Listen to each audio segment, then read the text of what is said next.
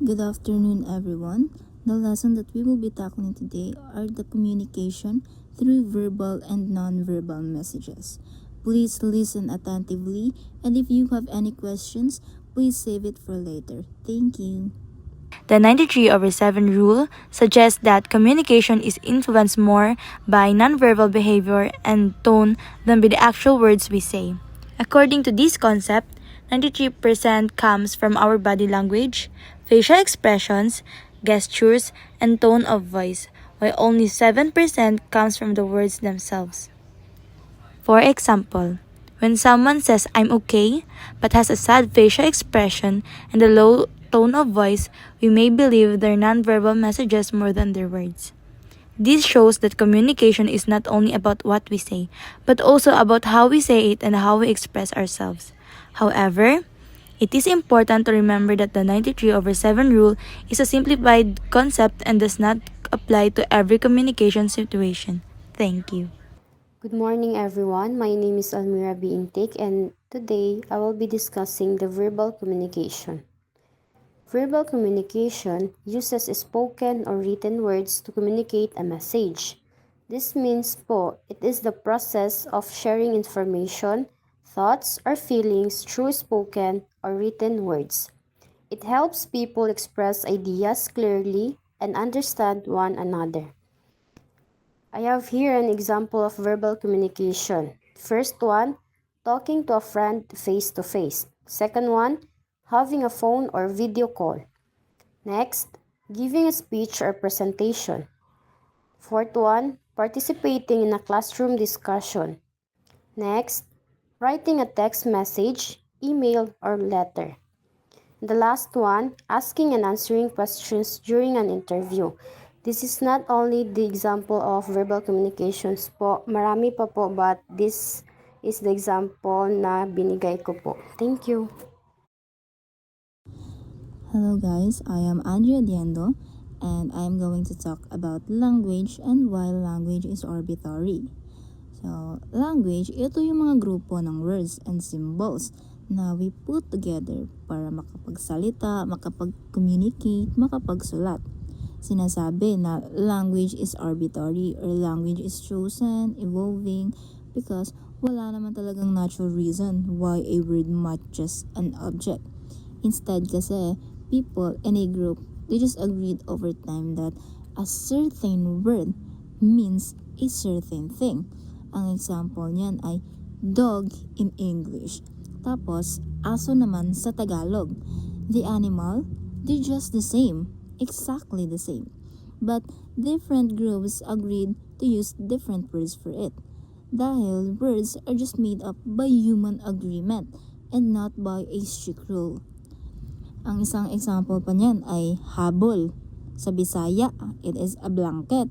Tapos naman sa Tagalog, habol. Like, hinahabol ka or ginugukod, habol. So, different places use completely different words for the same object. Good morning, everyone. My name is Michelle Yan Galvez. Today, we're gonna talk about the language register. Language register is a variety of language used in particular social settings using words, pace, and contraction that are not normally used in other settings. It also refers to the level and style of spoken and written discourse depending on the context you are in. So, language register is the way we change how we speak based on who we are talking to. We also using the right words or tone to different situation, choosing the best way to speak depending of the person or the place or the situation. It means that speaking differently at school, at home, or with friends. There are three types of language registers. The first is formal language register. Formal language is used in serious or official situations. We use complete sentences, proper grammar, and respectful words. This is commonly used in school presentations, job interviews, business meetings, speeches, and official letters. Example: Good morning, ma'am. May I ask some question regarding our lesson? The second is informal language register. Informal language is used when talking to friends, classmates, or family members. It is more relaxed and casual. People often use contractions, slang, or simple expressions. Example, Hey, kumusta? Tara, kain tayo. So the next type of register is the neutral register. The neutral register is used to deliver information clearly, objectively, and without personal emotion or informal slang. It neither strictly honor high rank like formal register, nor creates personal intimacy like informal registers. It is focuses strictly on facts and information, uses simple standard grammar without unnecessary complex words, avoids slang, idioms, personal opinions, or exaggerated emotion. So, a neutral register is a more relaxed type of register. It is a more natural way to register a language, unlike in the formal register that uses elaborative and specialized word, and in informal that uses slang and shortcuts. So, meaning, ito yung madalas gamitin ng mga tao when sharing facts and information to easily comprehend and understand the context. Next is the nonverbal communication. This is the process of sending and receiving message without using words. Instead of speaking, people communicate through body language, facial expressions, gestures, eye contact, posture, tone of voice, personal space, and even the way they use time. It helps express emotions, attitudes, and intentions.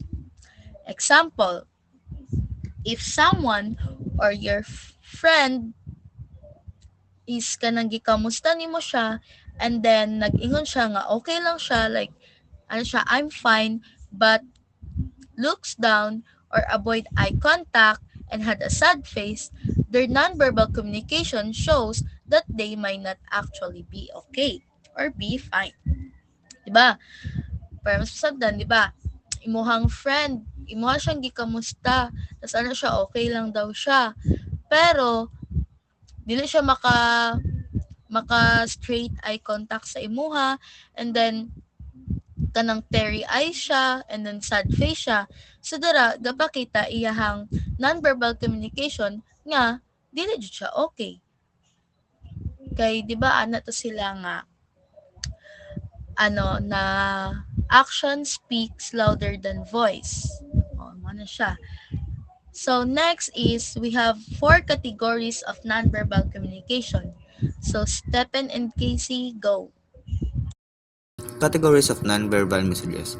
The first one is kinetics, which refers to body language. For example, smiling shows friendliness, while crossing your arms make you seem upset or uncomfortable. This nonverbal action can help others understand our feelings and attitudes, even without using a word. It plays an important role in making communication more effective and meaningfully.